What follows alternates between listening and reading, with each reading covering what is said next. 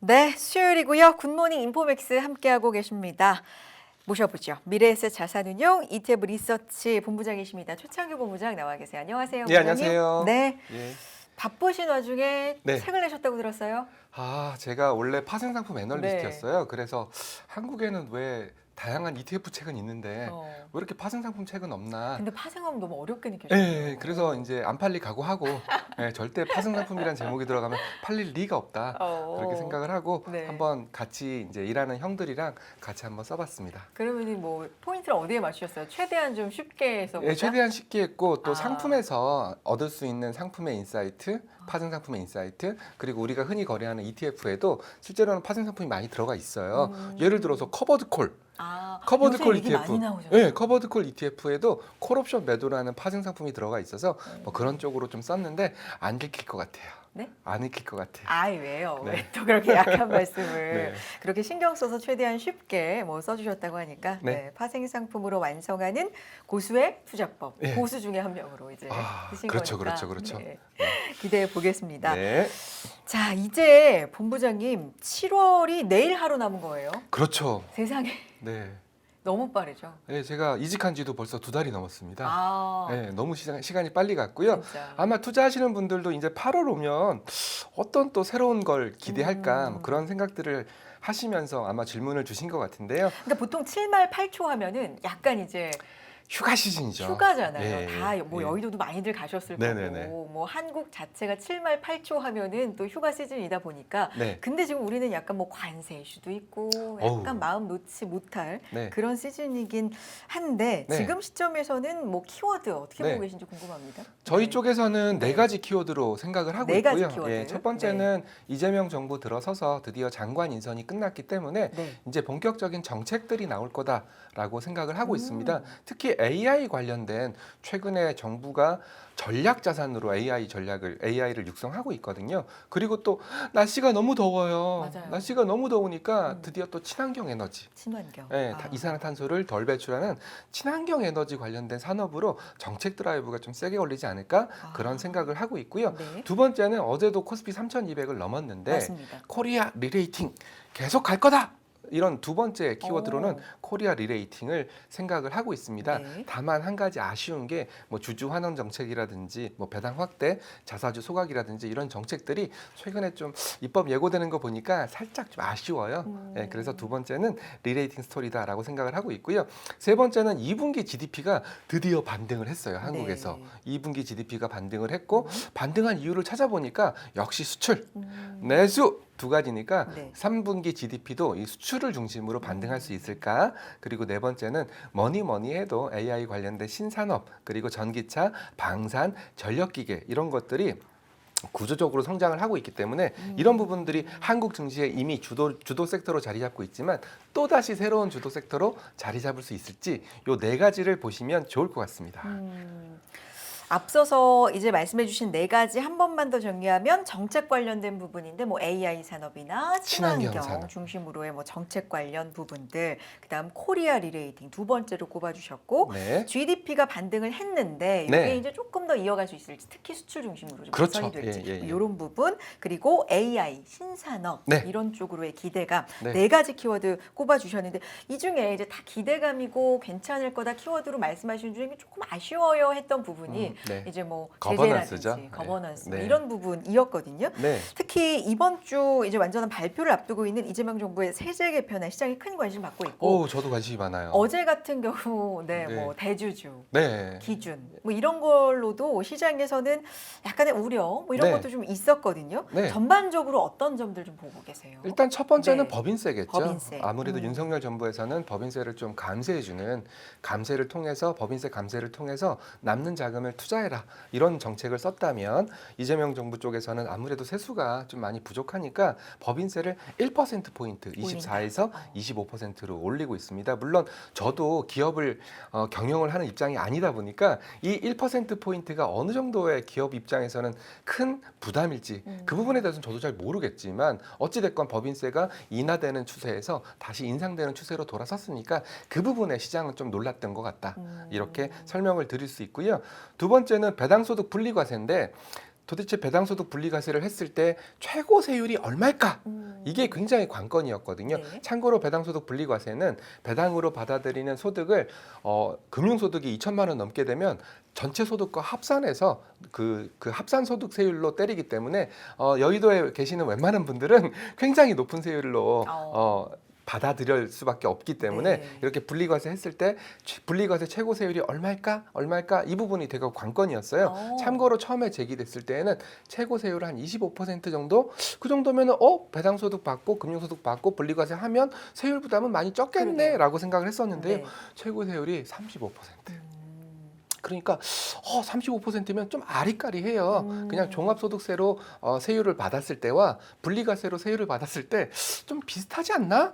이런 느낌을 시장이 받으니까 애매하군요. 좀 배당소득 분리과세 취지 자체가 많이 퇴색되는 거 아니야? 이런 생각들을 좀 하고 있고요. 그리고 세 번째는 증권거래세인데 금투세를 도입하면서 아직 그 도입이 안 됐지만 금투세를 도입하면서 간접세라고 할 수 있는 증권거래세는 없애자.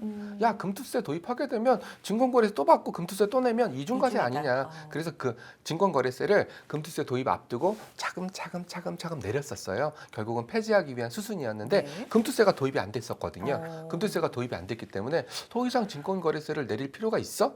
금투세 도입 안 됐잖아. 그러면서 증권거래세도 인상 얘기가 조금씩 나오고 있습니다. 어떻게 본다면 약간인데 실제로 받아들이는 입장에서는 좀 기대에 못 미친다. 이게 키포인트인 것 같습니다.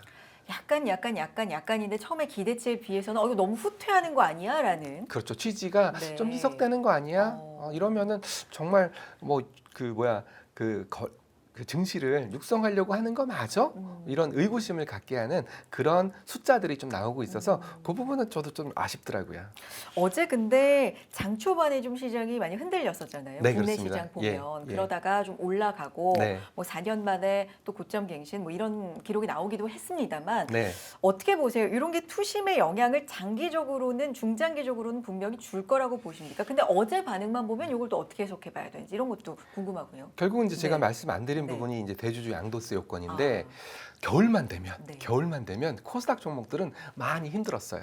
왜냐하면 겨울에 12월 31일 기준으로 대주주 양도세 50억 이상이면 그 양도세 세율을 굉장히 세게 맞거든요. 그래서 연말 되면 주식을 팔았다가 대주주 양도세 요건을 피했다가 연초 되면 다시 사는 어떻게 본다면 코스닥 시장만의 계절 효과가 있었거든요. 근데 대주주 양도세 과세 기준을 주식 보유액 기준으로 50억 원이었는데 이것을 10억 원으로 낮추겠다라는 그런 얘기가 나오면서 그러면 뭐 큰 종목들은 상관이 없겠지만 좀 코스닥 종목들은 좀 최근에 주가가 많이 오른 그런 코스닥 종목들은 양도세 요건, 대주주 요건에 해당될 수 있거든요. 그러면 이런 분들 입장에서는 대주주 양도세 어차피 팔아봤자 양도세로 다 뜯기는데 라고 생각한다면 오히려 그 종목을 팔아버릴 수 있는 그런 니즈가 그런 계기가 형성되기 때문에 그 부분도 좀 조심을 할 필요가 있다라고 생각을 하고 있습니다.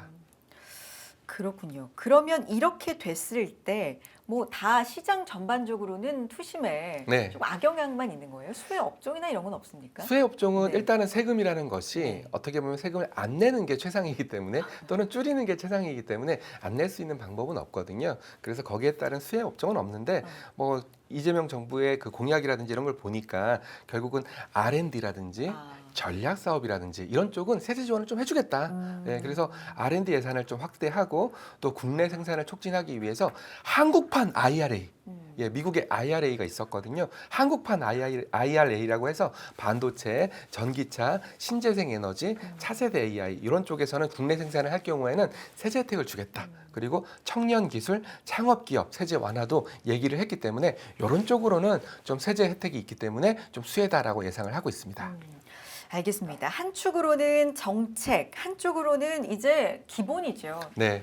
기업이 돈을 잘 네. 벌어야 되는데 네. 실적을 잘 내야 되는데 네. 실적 보면은 좀 걱정을 했었는데 몇몇 업종들에서 그래도 개선 신호가 좀 보이고는 그렇죠. 있거든요. 예. 네. 어제도 뭐 삼성전자 그제였죠. 삼성전자가 대규모 수주 계약을 체결하면서 테슬라. 네. 테슬라라고 그 삼성전자 안 밝혔는데 머스크가 밝혔기 때문에. 근데 저는 처음 봤어요. 어떻게 수주를 준 사람이 나다라고 밝히는 경우는 처음 봤어요. 왜냐하면 수주를 받은 사람이 저 누구한테 수주 받았으니까 저 잘했죠라고 얘기하는 건 봤는데 오히려 이익을 막 근질근질 네, 네. 수주 받은 사람이 네. 근데 준 사람이 먼저 네. 자랑을 한 케이스다. 네, 그러면 결국은 실적 개선이 뚜렷한 모멘텀이 있는 섹터는 뭐니 해도 반도체, 네, 반도체가 첫 번째고요. 두 번째는 최근에 날씨가 너무 덥다 보니까 네. 그리고 미국에서도 AI 열풍이 불어 닥치면서 전기가 부족하다 보니까 핵심 산업으로 떠오른 광물이 있어요. 천연가스.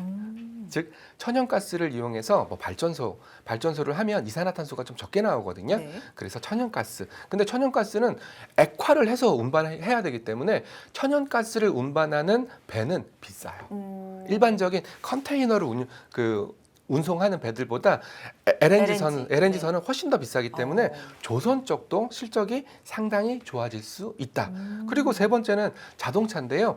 자동차 역시 일본 사례를 보면 일본도 자동차를 지키기 위해서 5,500억 달러의 대미 투자를 약속했지 않습니까? 결국 자동차를 지켜냈듯이 우리도 어떻게 협상이 이루어질지 모르겠지만 자동차를 좀 지켜내는 쪽으로 협상이 이루어진다면 자동차도 실적 개선이 일어날 수 있다 이렇게 생각을 하고 있고요. 마지막으로는 역시 뭐니 해도 지금은 전기가 모자르니까 전력기계, 스마트 그리드 이런 쪽으로도 실적이 굉장히 호전될 수 있는 그런 섹터들이니까 그런 쪽을 눈여겨보실 필요가 있습니다.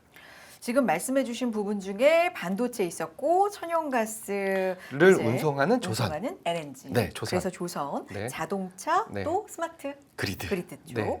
그러면 여기서 이제 조선 나왔고 전력기계도 들어봤는데 네. 방산도 있잖아요. 우리가 네. 도방, 네, 네, 네. 도방, 변 이렇게 흔히 얘기하는 네. 방산은 어때요? 방산은 네. 한 가지 리스크가 있어요. 유럽이 우리나라의 최대 수출국이었거든요. 근데 유럽이 자체 방산하겠다. 우리가 유럽이 남이가 우리는 한 땅덩어리인데 그래서 옛날부터 유럽은 자체 방산을 개발해서 여러 나라가 같이 쓰는 그런 지역이었어요. 그래서 유럽 쪽은 좀 약간 대형 프로젝트가 일어나면서 한국 방산의 핵심이었는데 유럽 쪽이 좀 줄어들지 않겠냐라는 우려가 좀 있는데요. 다행히 이런 표현 쓰면 안 되지만 태국이랑 캄보디아가 또 지정학적 리스크가 또 생겼어요. 그거죠. 결국은 네. 지정학적 리스크가 끊이지 않고 계속적으로 일어나기 때문에 방산은 한 2, 3년 정도는 실적 가시성이 굉장히 좋고 또 한국 방산은 또 규모의 경제를 어느 정도 일어났기 때문에 방산도 실적 모멘텀이 계속 있을 거다라고 생각을 하고 있습니다. 정리해 보면 조선, 방산, 원전에다가 이제 반도체 말씀해 주셨고 맞습니다. 자동차 말씀해 네. 주셨고 스마트 그리드 따로 네. 한번 보겠고 뭐 네. 이런 쪽인데 네. 그 반도체 중에서는 탑 2라고 부르는 뭐 이런 네, 네, 대형주 외에도 네. 그 밑에 네. 뭐 소부장이라고 부르죠. 소부장이라고 부르는 부분들은 근데 약간 좀 차별화가 있고 네. 물려 있는 기업들이 너무 많아서 맞아요. 지금 네. 제가 저평가된 아니면 실적이 아직 개선되지 않은 쪽을 좀 찾아봤더니 네. 결국은 소부장이더라고요. 그러니까요. 왜냐하면 워낙 이제 관세 리스크가 컸었고 또 TSMC한테 반도체 수주를 많이 뺏기는 바람에 삼성전자 입장에서는 소부장 쪽이 많이 억눌려 있는데요. 이제 메모리라든지 뭐 공정이라든지 납품업체들의 영업이익률이 상당히 개선되고 있어요. 그래서 가시적인 실적 개선세가 저는 나타날 거다라고 생각을 하고 있어서 가장 저평가된 섹터 중에서는 첫 번째는 소부장을 꼽고 있고요. 두 번째는 저도 민생예보 소비 쿠폰을 낼름 썼거든요. 다 쓰셨어요? 예, 다 썼는데요. 얼마 안 나왔어요. 다 썼는데 결국 두 번째는 소비다.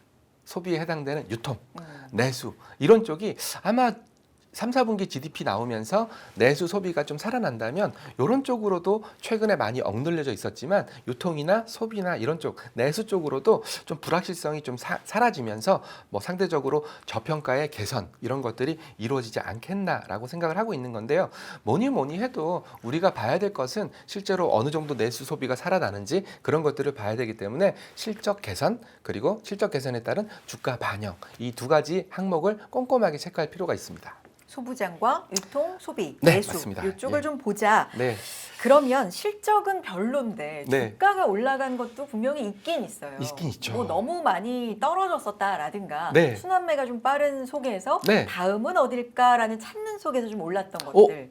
그 얘기를 하고 싶었는데요. 그래요? 네. 어디였을까요?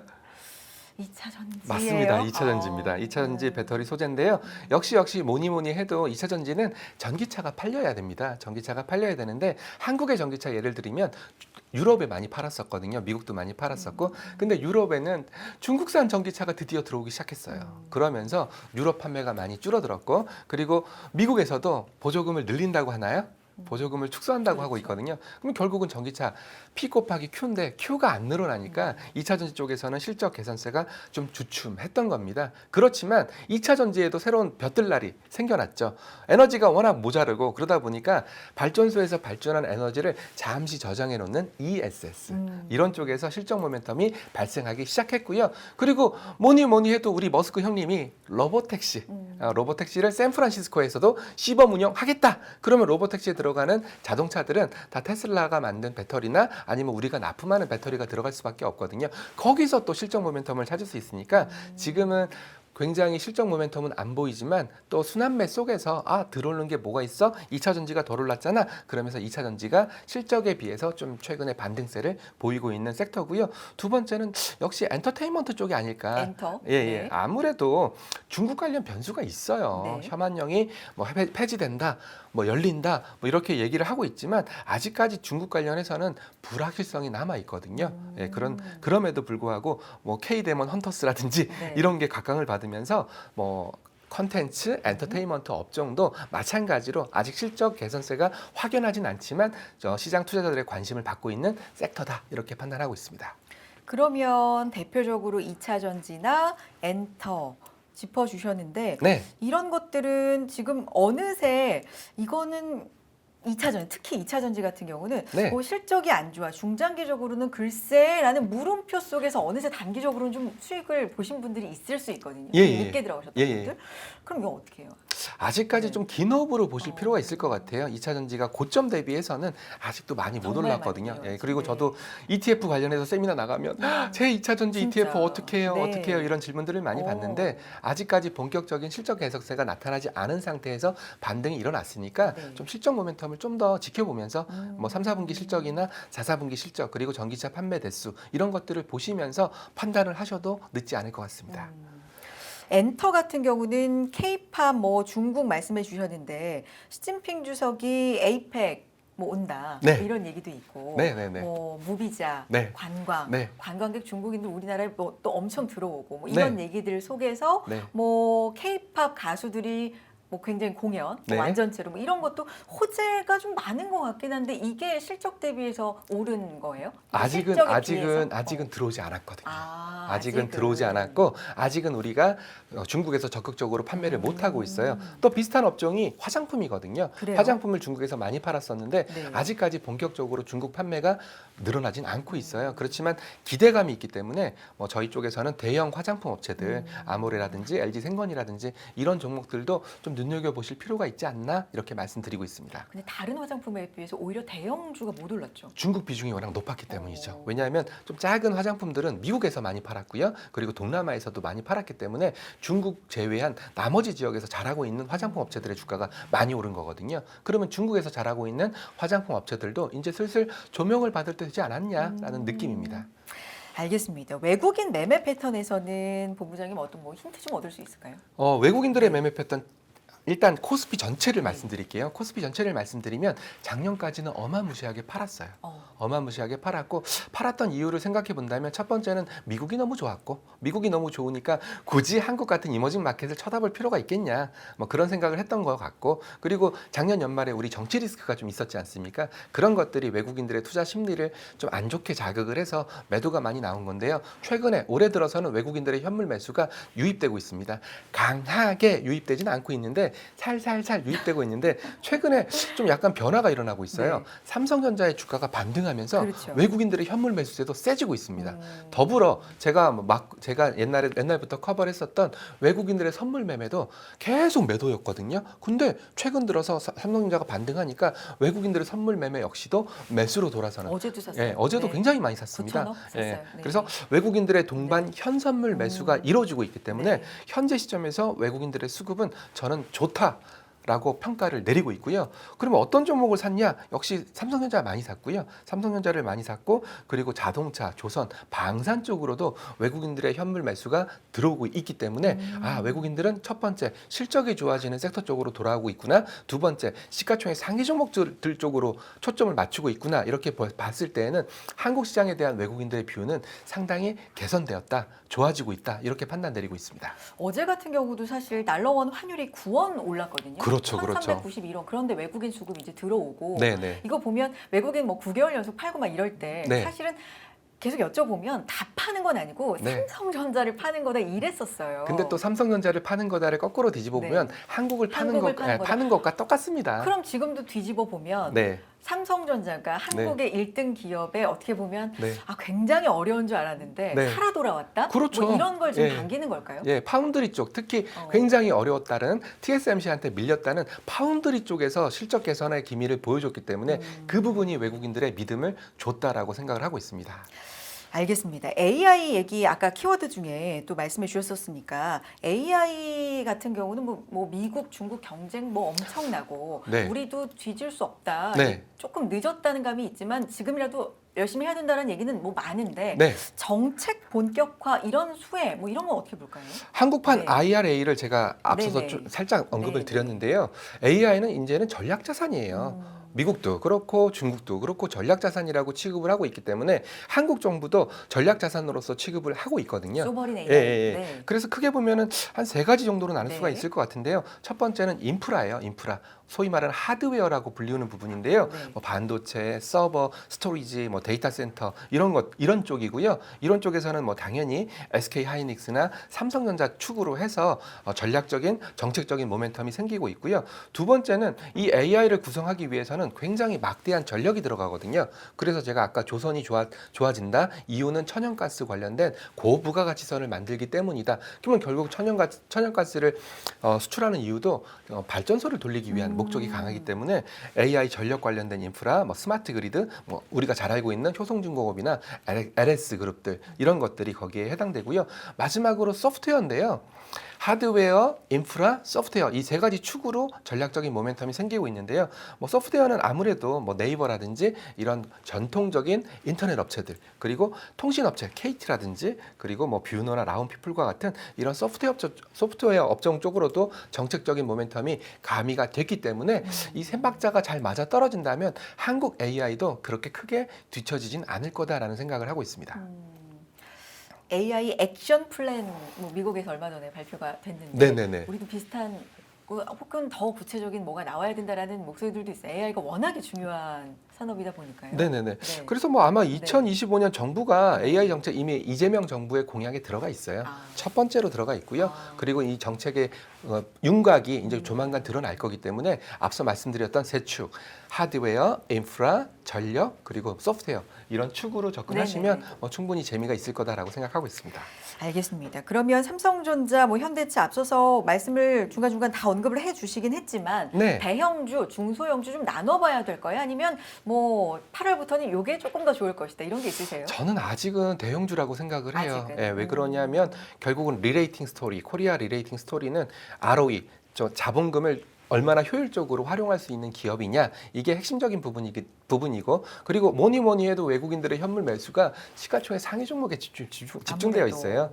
그리고 코스닥 같은 경우에는 일부 바이오 업종 정도로 한정되어 있기 때문에 아마 이런 따뜻한 온풍이 일단은 대형주 큰아들한테 독식을 하고 작은 아들이나 막내 아들까지는 아직까지 안 가고 있다. 이렇게 좀 판단하고 있어서 삼성전자나 뭐 현대차 이런 쪽으로 보시는 게 좋을 것 같고요. 그러면 야 작은 아들이나 막내 아들은 언제 쳐다봐야 돼?